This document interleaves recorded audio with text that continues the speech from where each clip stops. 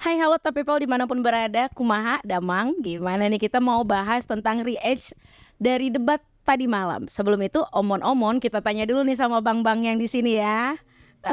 Ada siapa aja di sini dari top people? Nah kita kenalan dulu dari sebelah kanan, kiri, kiri. Hai, Selamat. omon-omon, Ngeri semalam, kumaha, damang. ngeri semalam. Alhamdulillah baik. Oke. Kemudian selanjutnya, nah oh ya teman-teman kalau yang belum kenal ini ada Bang Dharma. Ya, di sebelahnya kita ada Bang Gugum. Omon-omon gimana Bang? Baik kabarnya hari ini? Baik, alhamdulillah. Semalam ada banyak surprise lah ya. Nanti kita bahas apa surprise-nya. Oh, oke deh. Nah jadi jangan kemana-mana, nonton sampai akhir ya teman-teman. Sampingnya lagi kita kenalan sama Bang Iqbal. Kumaha Bang Iqbal? Halo Damang, tapi Oh, gimana oke. Tila, sehat? Alhamdulillah. Wih, host baru kita nih kayaknya nih. Iya, sebagai newbie ya teman-teman ya. Di-support di bawah, di komen kalau setuju ya. Biar diperpanjang kontraknya. Yang terakhir kita kenalan dulu sama AA ganteng di sebelah kita. Omon-omon kumaha damang AA? Alhamdulillah Damang. Alhamdulillah. Gimana nih satu kata untuk debat tadi malam? Untuk debat semalam sebenarnya gua nggak tega sih mau cerita ya. Cuma dia dipaksa harus dateng. Duh, gua bilang, bro nggak tega gua mau ngomong apa gitu ya. Iya, nanti kita bahas ya teman-teman. Nah, tapi people udah siap belum nih mau ngebahas tentang debat tadi malam? Pertama kita bahas tentang segmen satu dulu kali ya abang-abang di sini, tentang visi misi. Menurut abang-abang yang mungkin lebih unggul siapa, tentang visi misinya dan pemaparannya seperti apa? Mungkin dari Bang Gugum. Si misi ya, ketiganya punya corak yang jelas banget ya. Pertama kalau Pak Ganjar itu kekuatannya dari lokal ya, pengetahuan beliau. Mungkin juga karena beliau dulu wakil rakyat, kemudian dia jadi gubernur kan. Dan beliau menyampaikan gagasan soal UMKM itu bisa dibawa secara global. Walaupun ada sih gagasan-gagasan dari segi perbaikan militer ya, pertahanan. Lalu kalau Pak Anies itu coraknya itu memang orangnya dari awal global mulu ya, kepentingan global, bawa Indonesia di kancah internasional, bawa Indonesia untuk jadi pemain di taraf global gitu kan. Lalu kebudayaan Indonesia mau dibawa ke kancah internasional, mungkin terinspirasi sama Korea ya K-pop dan segala macam. mau dikejar ke sana. Nah kalau Pak Prabowo ini warnanya militer banget gitu, bahkan lebih jelasnya perang banget gitu. Jadi bicaranya benar-benar pertahanan, kekuatan, kita butuh ini supaya dihormati dan segala macamnya. Sementara itu dulu. Nah, Bang Dharma nih, kita beralih tentang visi misi, tentang penonton atau pemain gitu kan, membawa tentang isu-isu selatan-selatan. Menurut Bang Dharma seperti apa nih? Ya kita udah lama sebenarnya isu selatan-selatan ini ya. Ya kelihatannya juga ya balik lagi. Tadi Pak Prabowo juga kan bawanya kepada kita sebagai contoh gitu. Tapi Pak Anies selalu kontra kayaknya. Bukan kita sebagai contoh, memang sebagai contoh diceritakanlah bahwa kita nih negara yang pencapaiannya begini dan begitu gitu, pencapaian bagus sebagai contoh negara selatan, bagian selatan gitu kan. Dan terdiri dari mana tuh, Asia Selatan, Afrika, terus Amerika Selatan gitu ya. Kita dianggap sebagai contoh lah menurut Pak Prabowo. Nah Pak Anies lebih ke arah ya kita harusnya mendrive lah, kita yang memimpin gitu, kita semua kita ajak, kita rangkul tuh selatan-selatan untuk kepentingan regional atau kepentingan nasional kita juga. Ya cuma tadi ya, kelihatan banget karena mulai debatnya itu Pak Anies strateginya itu sudah menyerang Pak Prabowo. Jadi terlihat Pak Prabowo juga yang tadinya punya keunggulan yang luar biasa gitu ya dibanding semuanya, akhirnya kelihatan buyar tuh. Terlihat dari dari 3 menit pertama visi misinya Pak Anies, 1 menitnya tuh mengkoreksi Pak Prabowo lah ya, agak-agak menyerang ya bagus lah biar nggak terlalu kayak ya kurang seru lah ya kalau capres tuh nggak saling menyerang. Iya biar nggak kelihatan format normatif aja, cocok lah buat Indonesia, harusnya udah siap begini. Terus kelihatan juga Pak Prabowo di sesi visi misi yang keduanya juga, visi misi yang pertama itu yang di terakhir juga udah kayak agak blank tuh, terutama tentang pertahanan mengenai kementerian. Dia kan ngomong saya sebagai Menteri Pertahanan. Wah, jadi tadi malam itu sebenarnya ada 4 orang, 3 orang capres, 1 orang Menteri Pertahanan. Cuma satu orang menjabat dua. Jadi yang selatan-selatan dan visi misinya juga ya gitu deh, agak-agak defensif. Yang satu ofensif banget, satu defensif. Dan ya 50-50 lah, 50 kita dapat visi misinya, 50 tarungnya ya, tarung derajat nih kayaknya. Iya betul, nah gitu Teh People. Nah aku mau nanya juga nih ke Bang Iqbal tentang visi misi yang tadi malam dipaparkan oleh ketiga capres kan. Nah Bang, kan kita tahu ya kalau untuk debat ketiga ini itu temanya pertahanan, keamanan, hubungan internasional dan juga geopolitik. Nah yang disorot banget sama publik itu teman-teman adalah perihal keamanan. Nah bicara tentang segi keamanan nih, visi misi dari ketiga capres menurut Bang Iqbal gimana nih? Sebetulnya gini ya, kemarin itu agak mengejutkan ya, apalagi saya udah bilang di podcast sebelumnya saya agak mengunggulkan Prabowo ya, tapi debat capres kemarin tuh agak-agak kecewa ya sebetulnya ya. Kenapa tuh Bang? Kenapa tuh? Pak Prabowo juga kecewa ya, jadi Pak Prabowo mungkin mewakili kecewa saya ya. Ya karena itulah sejak awal karena apa? Pak Anies sudah menyerang dari awal, mungkin Pak Prabowo tidak bisa menjaga tensinya, ya pada akhirnya buyar semuanya gitu. Nah, pada akhirnya gagasan-gagasan Prabowo, saya yakin mungkin ada itu dari Prabowo gagasan bagus. Akhirnya strategi itu memang apa ya, tidak dikeluarkan dan akhirnya dipakai untuk apa ya, lebih mengklarifikasi kepada dua capres selanjutnya gitu ya, termasuk soal soal keamanan ya, karena dia mungkin dari Menhan ya, dia merasa akhirnya ketika apa ada pertanyaan dari Pak Anies sama Pak Ganjar, dia selalu defense kan, coba bicara buka data-data, padahal kan itu lumrah saja kan pertanyaan, apalagi itu pertanyaan-pertanyaan kritik kan, bukan ya untuk apa ya, dan itu pun saya yakin kita udah tahu lah berdasarkan riset. Jadi artinya Prabowo itu harusnya bisa menjaga apa, bisa menjawab secara konkret gitu. Bukan malah membuat pertanyaan lagi gitu, yang pada akhirnya gagasan dia tuh belum muncul gitu. Nah itu yang saya sebel gitu dari kemarin gitu. Sebagai apa ya? Bukan mendukung. Netral. Karena kayak menjagokan. Karena beliau basicnya militer. Kan yang lo jagokan Gibrannya bukan? Waduh. Ya, semua saya unggulkan. Betul. Ini menarik Pak Dharma. Iya, begitu ya Bang Iqbal. Nah, untuk selanjutnya tentang keamanan ini tadi mau memperdalam lagi selanjutnya, mungkin aku mau nanya dulu ke A. Irfan di sebelah aku nih teman-teman. Nah ini tentang IKN sebagai gravitasi baru kan itu disinggung tuh sama Ganjar di awal ya. Jadi itu seperti apa tuh? Kan itu juga sekarang banyak banget teman-teman di media sosial dibahas. Nah itu seperti apa menurut A. Irfan?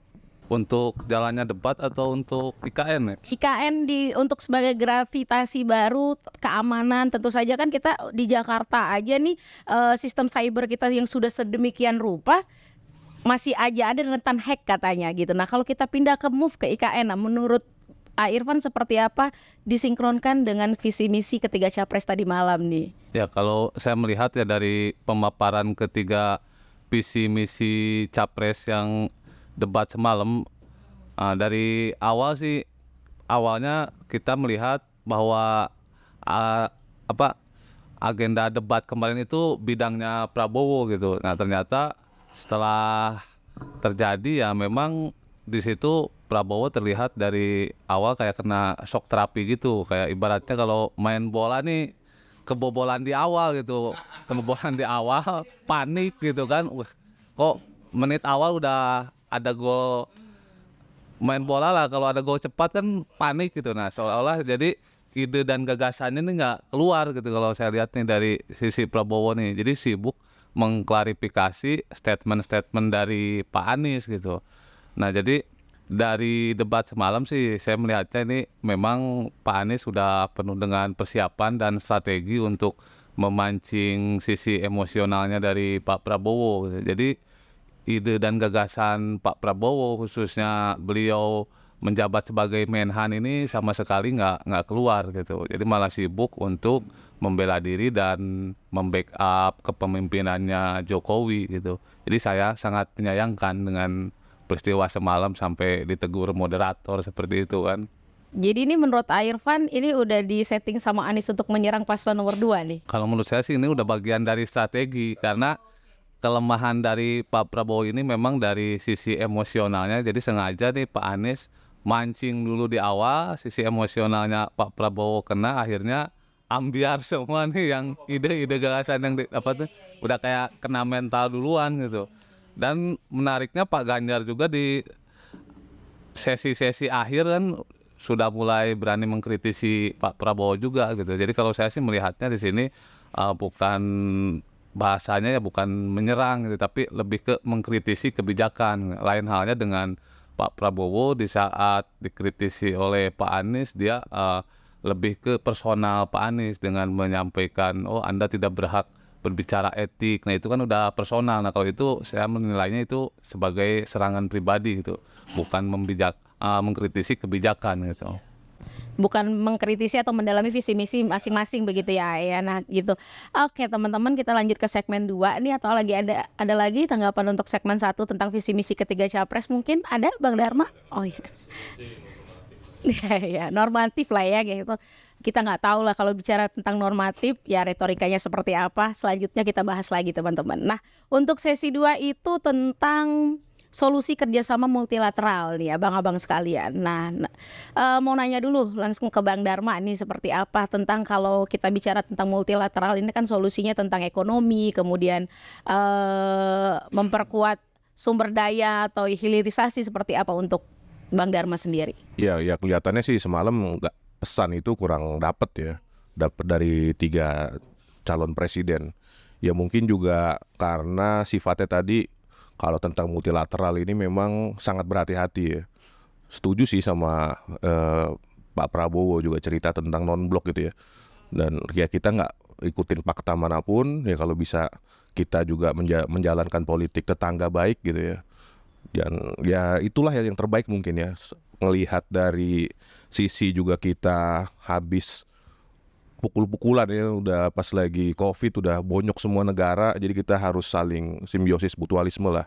Ditambah sekarang ada beberapa negara yang juga saling serang gitu ya, bukannya malah saling menguntungkan atau saling kerjasama satu sama lain. Nah itu yang sebenarnya yang kita menyambung tadi ya tentang emosional ya, gitu juga yang kita takutkan ya, terutama di dunia secara umum ya. Ya keputusan-keputusan tentang negara ini takutnya itu diambil oleh orang-orang yang emosional gitu, tidak melihat kepentingan bangsa ya. Takutnya maslahat dan pride itu terlalu besar, akhirnya ya seperti yang kita lihat lah di negara Asia Timur sana dan di Eropa Timur. Jadi ya itu udah sangat merugikan dunia secara umum ya. Kita nggak tahu kepentingan nasional mereka seperti apa, cuma itu kan ya kita tahu tadi ada secara emosional mereka nggak bisa bertemu lah antara satu negara dengan negara lain, akhirnya ya ditunggangi. Dan mau nggak mau negara-negara yang kecil maupun yang berkembang itu kan juga jadi terasa banget dampaknya ya. Ya kita lihat sekarang kan semua negara juga saling ini kan bergantung satu sama lain, dan akhirnya malah ya sekarang perlambatan ekonomi gitu kan. Ya mudah-mudahan badai cepat berlalu, dan mudah-mudahan kalau ada presiden kita yang emosional nanti misalnya gitu yang kepilih emosional, mudah-mudahan bisa diredam lah emosionalnya. Emosional atau ekspresif Bang? Atau mudah-mudahan presiden yang kepilih yang nggak emosional gitu kan. Emosional Dua- tuh duanya. Mulai kerasa juga nih. Gitu kan. Iya gitu. Iya dengan nama emosional nih, too much baperan kalau kata anak-anak Gen Z sekarang nih. Kita mau tanya sama Bang Gugum tentang bagaimana pendalaman materi ketiga capres ini tentang pendapatan negara juga kan. Multilateral ini kan sangat dekat singgungannya dengan pendapatan negara nantinya, seperti apa tuh Bang? Ya pertama yang menarik ya, semalam bicara gagasan memang tiga-tiganya agak irit lah ya bicara gagasan. Walaupun Pak Anies, Pak Ganjar itu ada kelebihan sedikit tuh, mereka bisa bicara gagasan di sela-sela serangan-serangan. Nah sebelum masuk ke multilateral itu ya, memang semalam adalah momen di mana terjadinya serangan antara dua paslon ini nih, paslon 1, paslon 2 nyerang paslon 1, paslon 3, capres 1 dan 3 nyerang capres yang 02 kan. Nah seenggaknya kalau Pak Anies itu ada 4 tuh poin serangannya. Satu, kepemilikan pribadi yang tanah 340 ribu hektar kan yang diklarifikasi kan, sampai Pak Prabowo itu juga keliru kan. Sampai ditegur sama ini kan, sama apa namanya, moderator. Yang kedua adalah soal kebijakan-kebijakan di Kemenhan. Kebijakan-kebijakan di Kemenhan itu dikritisi habis tuh. Dari misalnya perdagangan apa namanya, proyek orang dalam, alutsista bekas, ya kan, prajurit yang punya ini. Nah itu juga. Yang ketiga itu serangan soal prajurit, kesejahteraan prajurit. Nah yang terakhir soal kepemimpinan yang beretika. Nah itu diulas lagi kan, masalah cawapres yang tidak beretika, lalu Pak Prabowo memilih untuk meneruskan itu kan, Yang pidato itu. dan sampai kepada pidato yang beliau mengolok-olok etika gitu kan. Saya tidak sampai hati menyampaikan, kata Pak Anies. Nah Pak Ganjar surprisingly juga melakukan strategi penyerangan semalam tuh. Pak Ganjar itu nyerang Sesi masalah, terakhir ya. iya di sesi terakhir, menyerang masalah PT PAL, kasus PT PAL ya, kemudian masalah alutsista bekas juga, sama pencapaian MEF, ya, Minimum Essential Force. Yang itu sebenarnya ditargetkan 2024 itu 100% katanya, 100%. Yang sekarang menurut berita ya, kita nggak tahu betul apa tidak, datanya yang baru tercapai itu sekitar 60%. Nah, mengenai kawasan tadi, multilateral, yang banyak bicara itu Pak Anies ada bicara, Pak Ganjar ada bicara. Nah, yang menarik itu strategi Pak Anies bilang bagaimana cara menyelesaikan sengketa Laut Cina Selatan. Nah, di situ Pak Anies tuh bilang bahwa ya udah, Laut Cina Selatan kan memang kita nggak jadi claimer, kita nggak jadi negara yang berkonflik, walaupun sebenarnya wilayah Natuna itu kan banyak ya, dilewatin Cina terus. Nah tapi dia mengusulkan supaya jangan bicara country to country, negara ke negara, tapi adalah negara ke kawasan. Nah kalau ada Cina mengganggu wilayah Laut Cina Selatan, artinya kan dia sedang mengganggu kepentingan regional. Bicara atas nama ASEAN-nya dong gitu. Maksudnya Indonesia bicara sebagai pimpinan ASEAN. Menurut saya itu menarik tuh. Nah yang itu yang nggak dikelulas oleh Pak Ganjar. Walaupun Pak Ganjar juga mengulas, dia hanya mengkritisi beberapa penyelesaian LCS itu sudah 20 tahun nggak selesai sampai sekarang. Gitu. Tapi yang lebih konkret bicara multilateral itu dari Pak Anies sih. Nah sayangnya Pak Prabowo yang mestinya gitu ya bisa bicara, tapi nggak bisa bicara kepentingan regional gitu loh beliau semalam. Entah apakah mungkin karena emosinya, ataukah memang mindset beliau ya memang prajurit, cuman prajurit aja gitu. Jadi perang, kekuatan gitu. Nah, monggo kalau tanggapan yang lain. Gitu. Mungkin pendalaman sedikit Bang Gugum. Jadi menurut Bang Gugum juga seberapa berpengaruhnya backgroundnya Pak Prabowo yang kita tahu militer sebelumnya hanya untuk bicara perang aja. Jadi kalau kesiapan beliau capres nomor 2 ini sehingga terlihat seperti diserang oleh kedua capres sebelumnya, itu menurut Bang Gugum seperti apa? Ya itu masalah ketahanan emosional ya, penting juga, sampai disindir sama Pak Anies kan. Nah, makanya harus tenang. Tapi saya pikir itu ya terserah lah ya kepada publik menilainya. Walaupun memang kalau jadi presiden itu nggak cuma bicara perang, banyak tuh cyber attack, kesejahteraan, ekonomi, politik, sosial budaya, hubungan internasional gitu kan, ada banyak isunya. Nanganin COVID misalnya pakai strategi perang kan nggak cocok kan. Kita harus ngelihat indikator dari ekonomi, indikator dari hukumnya gimana, sosial budaya gitu kan. Nah jadi nggak cuma satu sisi masalah perang aja. Nah itu kali. Oke, menarik ya teman-teman ya. Kita lanjut ke katanya yang sebelumnya menjagokan paslon nomor 2. Ya, Abang Gemoy kita tanyain. Aduh.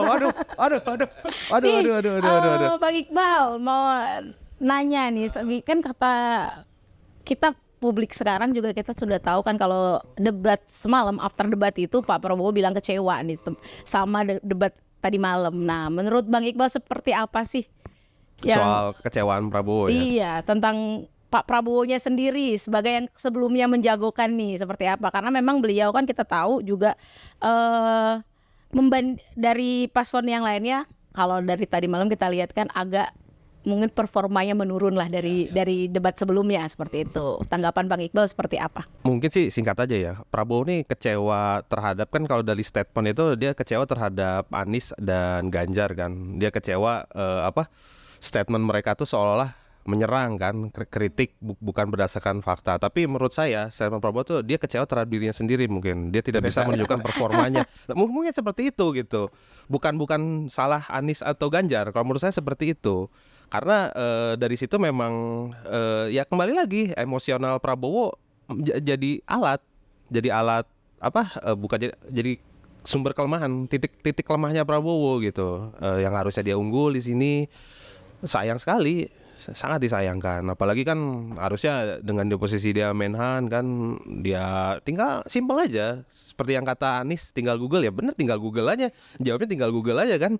Anies memang tinggal Google aja, Pak, bisa dicari, ya bisa dicari. Ya menurut saya sih seperti itu gitu. Apalagi kan ketika nggak usah, ayo kita ngajak ngopi ya. Prabowo sering banget yang ngajak ngopi ya. Kita Iya, di luar ini katanya. kapan kita mau Adu ngopi data. dengan Pak Prabowo Boleh? ya? Boleh ya. Pak hubungin Prabowo manajer ajak kita kita ya, ngopi Pak. dong. Berarti harus nyerang dia dulu dong. Nggak Harus harus. mengkritisi dia. Harus dulu. mengkritisi ya. Iya. Jangan bahasa nyerang agak gimana gitu ya. Iya. Jangan. Nah, sebenarnya kan di segmen 2 ini kita bicara tentang kerjasama multilateral nih, Irfan. Nah, pertanyaan dari panelisnya itu kan tentang hal konkret untuk kerjasama selatan dan selatan. Nah, dari pemaparan ketiga capres itu udah menjawab pertanyaan panelis sebelumnya.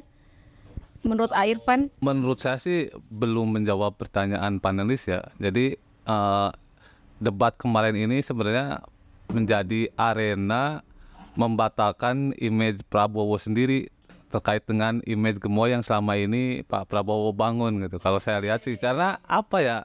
Ini sibuk dengan mengklarifikasi masalah pribadi kepemilikan lahan, terus kinerja Pak Prabowo gitu. Iya, padahal itu diabaikan. Jadi harusnya dia fokuslah kepada ide gagasan, terus pencapaian kinerja Prabowo selama menjabat sebagai Menhan kan sudah 4 tahun gitu. Jadi benar-benar kalau istilah lagu sekarang ini image gemoy ini udah rungkat gitu kalau istilah lagu.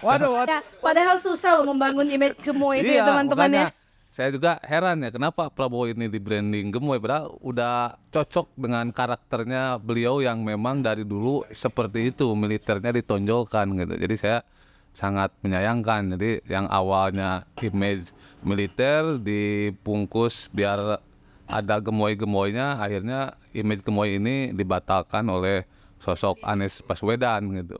Dan Ganjar kerjasamanya kayak tiki-taka nih antara Ganjar dengan Anies nih pas di sesi keempat ya. Tuh tak gol kan. Itu mungkin kalau standing podium mendekat tendangan kaki kali ya. Nah, itu. Betul. Jadi Pak Prabowo kalau menurut Irfan balik ke settingan pabrik sekarang ya. Iya, jadi kelihatan aslinya lah dari sisi Pak Prabowo seperti itu. Iya, gitu ya. Oke. Nah, teman-teman kalian juga bisa komen di bawah pertanyaan-pertanyaan untuk sesi-sesi berikutnya nih di debat Cawapres untuk kita tanyain juga buat abang-abang kita di sini. Nah, teman-teman kita lanjut lagi ke segmen ketiga, bicara tentang utang, soal utang nih teman-teman. Nah, abang-abang di sini kan pertanyaan panelis itu sebagai sejauh mana utang Indonesia ini dapat mengintervensi kedaulatan Indonesia. Nah, seperti apa untuk pemaparannya Capres tadi malam menurut abang-abang di sini menjawab pertanyaan panelis atau tidak? Bang Iqbal dulu mungkin. Oh, saya dulu. Oke. Jadi menarik ya soal hutang itu kan sebenarnya kita ketahui kita banyak mengambil hutang dari negara besar ya. Tentu ada potensi intervensi dari kebijakan segala macam. Ya kita tahu lah ketika kita meminjam hutang ke misalkan Amerika lah katakan, tentu ada kebijakan-kebijakan yang pada akhirnya nanti jadi pro Amerika atau China bahkan kan kita minjam nanti ada kebijakan pro China seperti misalkan pekerja migrannya segala macam. Nah, tentu yang menarik adalah seharusnya Pak Prabowo kan kemarin menegaskan ya terkait dengan potensi intervensi dari hutang tersebut. Namun dia balik lagi karena dia basicnya militer, akhirnya dia ya udah kita kuatkan saja pertahanan, kan tidak bisa semudah itu gitu. Nah, kalau dari Ganjar sih dia bilang kalau hutang itu memang bisa mematikan. Jadi utang luar negeri jadi dia lebih condong mereduksi hutang itu gitu supaya tidak menjadi sebuah infeksi lah kalau kata dia bilang. Nah, kalau dari Anies dia lebih mengembangkan ini kalau untuk terkait hutang ini skema-skema yang lebih kreatif lah untuk mengadakan pinjaman segala macam termasuk Salah satunya adalah kalau Ganjar UKM ya kalau nggak salah ya. UMKM. Kalau Anies itu soal utang itu skala prioritas. Nah, lebih kepada skala prioritas harus digunakan kepada pos-pos yang penting. Jangan sampai utang luar negeri tapi digunakan untuk kegiatan-kegiatan yang tidak membangun negara gitu, non produktif lah. Seperti ya itu salah satunya alutsista bekas. Bukan bekas katanya. Jam terbang ya? Oh iya, jam terbang bukan bekas. Iya bisa jadi ya, jam terbang ya, kayak seperti beli mobil bekas kan tahun 2012 tapi kilometer rendah itu mungkin ya. Iya. Analogi sederhananya begitu Iya, ya kan iya. ya. Untuk Tapi belinya bukan di salah satu platform ya. Kalau alutsista apa tuh kalau boleh tahu? apa ya? Pip. Gitu di bawah. Nah, menyinggung tentang utang luar negeri juga nih, Airfan mau bahas tentang Airfan terlebih dahulu. Nah kan kata Prabowo tuh tadi malam bilang nggak takut sama hutang luar negeri karena hutang Indonesia juga termasuk rendah katanya. Nah menurut Airfan seperti apa tuh? Jadi terkait utang luar negeri ini saya melihatnya nggak dimaksimalkan ya, padahal isu utang luar negeri ini paling menarik gitu. Walaupun termasuk rendah tapi utang luar negeri Indonesia ini kan di era Jokowi ini sudah paling tinggi gitu utang luar negeri ini. Jadi isu itu nggak dikejar sama Pak Anies ini karena kan posisi Pak Anies ini boleh dibilang sebagai oposisi yang bisa mengkritisi terhadap kebijakan-kebijakan pemerintah saat ini. Jadi isu terkait utang luar negeri belum maksimal kalau saya lihat sih. Dari dampak buruknya utang luar negeri ini seperti apa gitu. Jadi di sisi lain kita pengen memperkuat pertahanan supaya bisa dihormati. Nah pertanyaannya apakah dengan banyak hutang kita bisa dihormati oleh negara lain gitu kan? Jangan-jangan dengan banyaknya utang kita bisa diintervensi oleh negara yang memberikan Betul. utang terhadap kita gitu. Nah poinnya sih saya melihatnya seperti itu. Berkali-kali juga ya beliau kata dihormati itu berkali-kali disebutkan.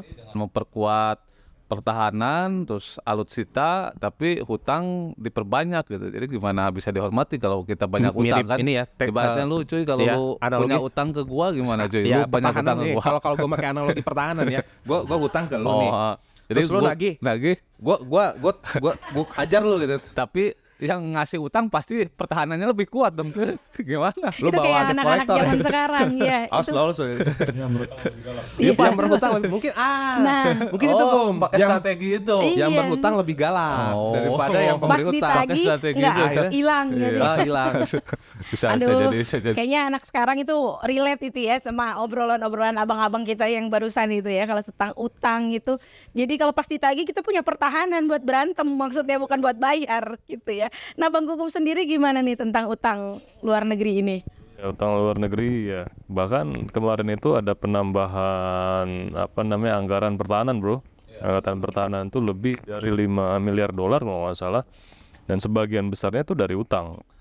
Nah, dan itu juga sayangnya kan di konten yang sebelumnya kita udah ulas tuh. Mestinya itu jadi poin ulasan juga kenapa ada kenaikan anggaran sebelum menjelang pemilu gitu kan.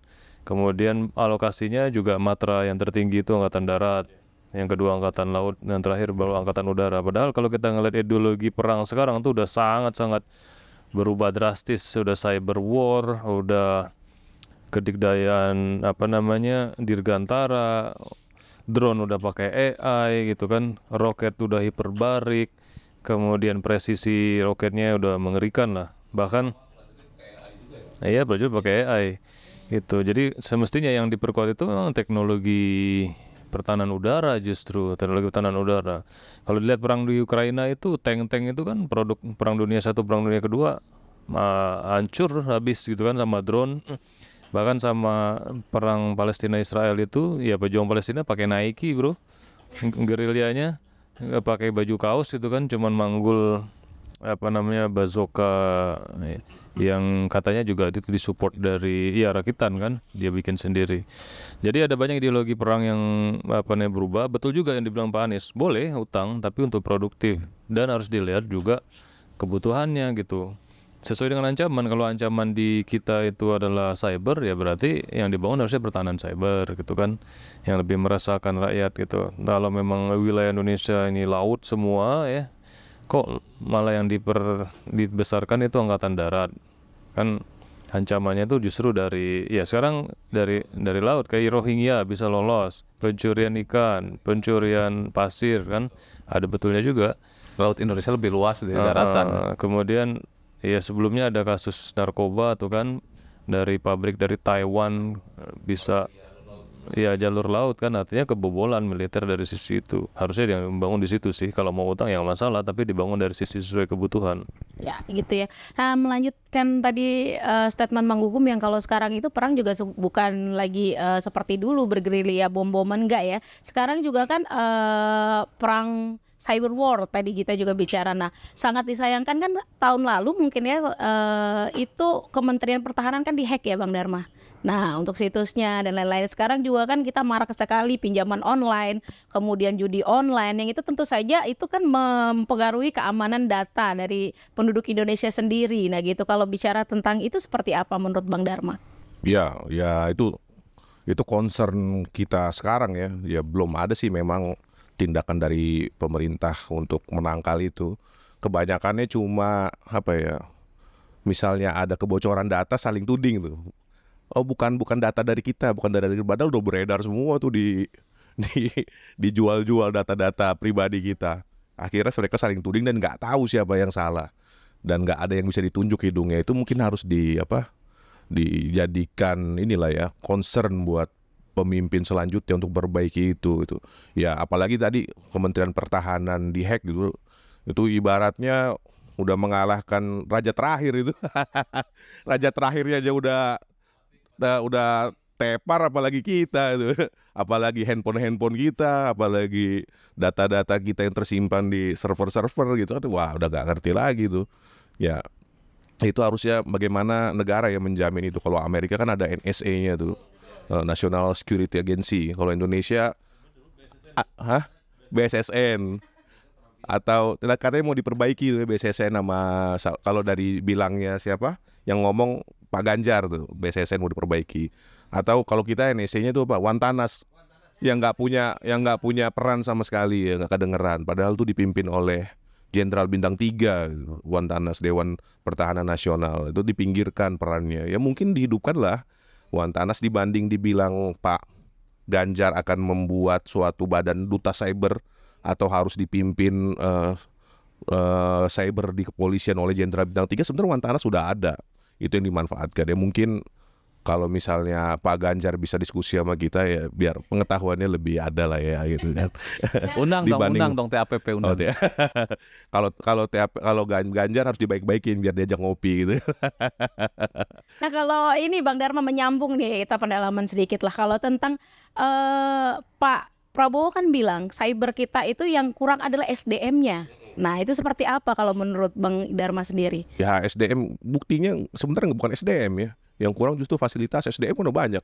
Buktinya kita udah bisa bikin perusahaan-perusahaan teknologi kelas dunia. Dan data-data keuangannya aman semua tuh. Tapi data-data pribadi kita justru dimanfaatkan diperjualbelikan, itu yang aneh kan. Dan cuma sedikit tadi mengulas yang utang ya. Biar kita mengulas ke belakang ya. Syukur alhamdulillah ya saya ngelihat Pak Prabowo tuh view-nya udah berubah total dari tahun 2018 lalu. Di tahun 2018 lalu Pak Prabowo tuh utang Indonesia yang 30% PDB aja itu udah bilang Kementerian Keuangan tuh sebagai kementerian pencetak utang. Sekarang 40% aman dia bilang. Mau 50 boleh kata dia sekarang. Dulu 2018 pas lagi pencalonan kontestasi mereka udah ngeri sekali. Tapi dia masih membawa Sri Mulyani Iya. Pak Prabowo. Kementerian pencetak utang yang dibilang sama dia. Walaupun Bu Sri Mulyani juga dikeluhkan juga di debat itu kan. Ya Bu Sri ya adalah cerita-cerita mereka berdua memang nggak yang nggak dekat-dekat banget gitu kan. Apalagi pembawaan dari lalu. Ya syukur alhamdulillah ya. Ternyata manusia itu berubahnya bisa cepat banget gitu kan. Oke, teman-teman Top People, nah dimanapun berada siang, pagi, sore semuanya, nah kita masuk ke sesi yang paling seru nih ya kan, sesi tentang pembahasan masalah etik. Nah tadi malam juga kan itu paslon 1 dan 2 itu saling serang. Itu gimana tuh Bang Gugum melihat ya saling serang, boleh nggak sih kalau paslon itu saling sindir-sindiran gitu? Itu boleh nggak? Apalagi di debat gitu.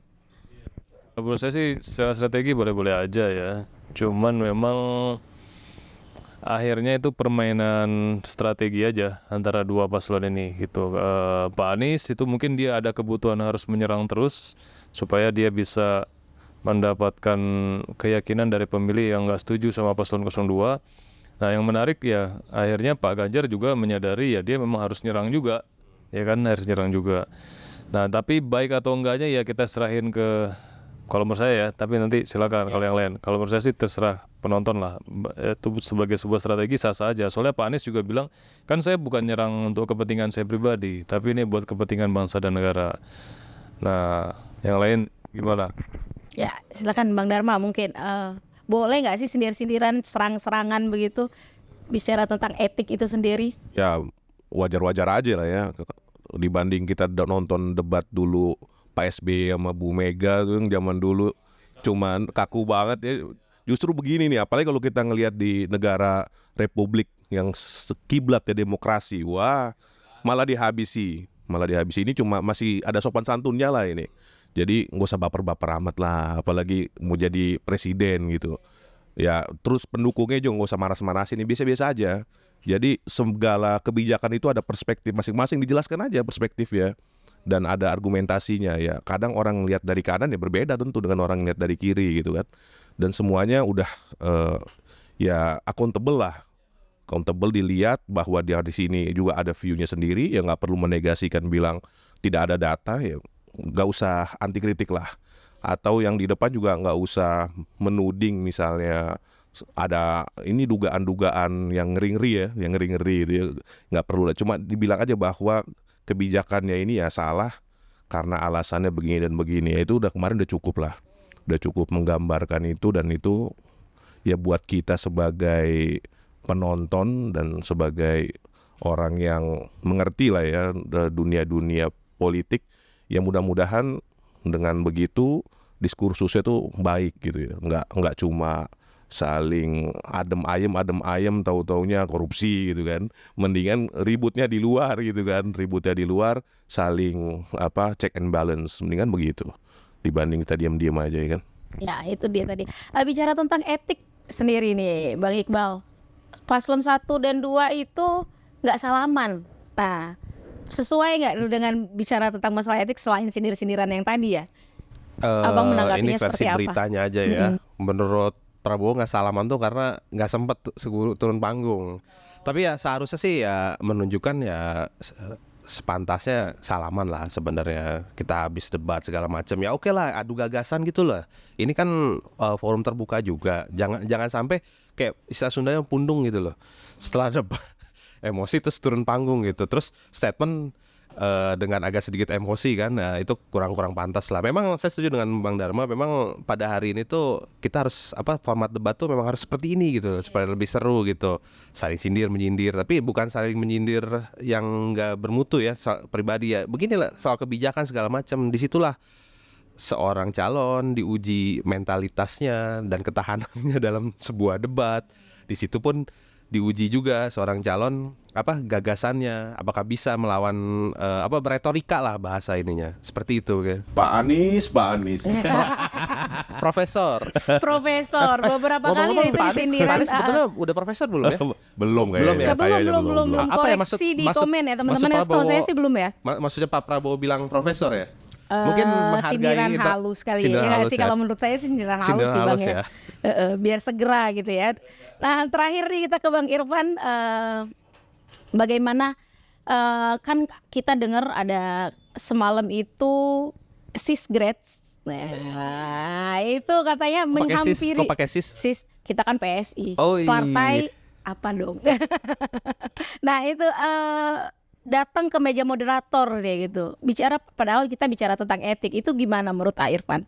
Ya kemarin kita lihat juga ya di IG kalau nggak salah ya ada foto Grace Natali dan Isyana Bagus Oka yang menghampiri moderator ya. Ya kalau menurut saya sih ya itu memang tindakan nggak etis gitu, apapun alasannya ya moderator. Cipika-cipiki kali Enggak, dari mimik fotonya Bukan beda bro. cipika-cipiki ya? Bukan. Ya, Protes protes, gitu. dijeda-jeda atau gitu. nanya IG-nya ininya, nanya IG dia. Moderatornya ya? Enggak ya. Tapi kan nggak etis gitu kalau di ajang debat seperti itu ya. Kalau mau nanya seperti itu kan bisa di belakang panggung lah gitu kan. Nah itu yang pertama saya mengkritisi tindakan petinggi PSI ya, kurang elok dan kurang etis kalau melakukan intervensi terhadap moderator. Nah, jadi dari kemarin sih ya sebenarnya ajang debat itu ya memang ajang untuk menguji ide, gagasan, argumentasi, intelektual ya, di situ memang ajangnya. Jadi serang menyerang mengkritisi ya itu emang sudah arenanya di situ ya. Kalau kita nggak masuk ke ranah itu ya kita bikin aja cerdas cermat gitu kan. Ya justru saya ibaratnya berharapnya ya lebih gila dari itu lagi gitu, karena supaya ide gagasan si calon pemimpin itu bisa diuji gitu ya. Kalau ide gagasan nggak bisa diuji ya ngapain gitu kan. Justru kita harus bisa mempertahankan ide dan gagasan yang kita sampaikan gitu. Jadi para pihak bisa saling uji menguji siapa yang paling kuat argumentasinya dalam mempertahankan ide dan gagasan tersebut. Ya kalau saya sependapat ya ngapain gitu kan kita. Iya nggak ada sisi kritisnya gitu bro. Harusnya moderator bisa dikasih kewenangan kasih kartu kuning kartu merah kali ya. Iya kan? Tapi saya bersyukur kemarin nggak ada yang ditarik bajunya, sama yang nggak ada yang dipukul. Seperti Nggak, isu kalau- tapi Nah itu udah disetting. Itu kartu Dan- merah. Kalau kartu merah nggak. udah Kenapa ya disetting. posisi duduknya nggak berurutan 1, 2, 3 gitu? Jadi itu kayaknya kalau disengaja. 1, 2, 3 nih kayaknya lebih seru gitu. Enggak, nanti udah dikocok ada- ya, udah dikocok. Iya. nanti ada yang ditarik bajunya. Iya, iya. Jadi Ganjar ditaruh di tengah katanya nih tap people biar nomor 1 dan Apa nomor 2 diundi enggak itu? ini. Posisi podium apa diundi? Enggak kan pemilu KPU udah bilang kalau ini nanti berurutan Mungkin ini 3 gitu ya. ide selanjutnya buat KPU debat itu nanti kasih kursi kecil aja bulat. Nah, itu akan lebih intim tuh. Iya, benar-benar konferensi meja bundar.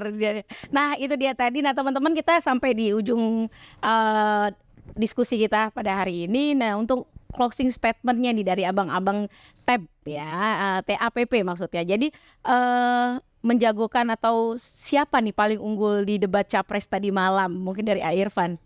Menurut Irfan siapa yang paling man of the match gitu? Ya kalau saya sih melihat ya Pak Anies ya yang paling unggul pada saat debat kemarin gitu. Dari sisi kritikannya, dari penyampaian visi dan misinya gitu kan. Yang kedua Pak Ganjar, yang terakhir ya Pak Prabowo. Gitu dari Irfan. Nah untuk Abang Gemoy sendiri masih menjagokan Bapak Gemoy ya nih. Itu dong. Kalau saya sih tetap konsisten dengan dengan statement saya sebelum-sebelumnya. Menurut saya kemarin Pak Prabowo dari sisi bapernya, bro. Dari sisi bapernya, bro. Bukan performa ya. Ini bebas kan? Ini Iya, bebas dari dong. sisi bapernya nomor 1 Pak Prabowo. Pak bapernya. Nomor 2 agak sulit ya. Mungkin ya kalau agak susah ya. Yang baper Prabowo doang ya. Itu masalahnya. Tapi oke lah itu bicara baper ya. Tapi dari segi intelektualitas mungkin saya sepakat dengan Irfan ya. Yang pertama MVP-nya adalah Pak Anies sendiri. Untuk yang kedua sebenarnya Anies sama Ganjar hampir sama, tipis ya. Untuk Pak Prabowo ya kalau ada posisi 4-4 mungkin ya. Ada Kementerian Pertahanan 4 kan 4 orang Oh ini saya kan ya. nggak bicara itu. Iya, Susahnya iya, pendukung iya, Prabowo atau yang non Saya Prabowo mendukung nih? semuanya. Oh, oke. Makanya mendukung intelektual kita ini. Kita Iya, netral, iya, kita iya. netral. Jadi MVP-nya Pak Anies. Pak Kalau menurut Anies. saya. Aduh, bagi 2-0 saya. nih Kadang-kadang untuk tipis. paslon nomor 1. Mm. Bang Gugum, MVP-nya siapa Bang? Superstarsnya pertama ya Pak Anies ya, karena walaupun ada catatan walaupun ini bagian strategi, termasuk kurang nyaman dengan serangan terlalu banyak, walaupun itu bagian strategi, tapi kayaknya Pak Anies itu sengaja debat 1, debat 2 full serangan, nanti debat ketiga baru dia mungkin akan bicara gagasan ya, yang positif.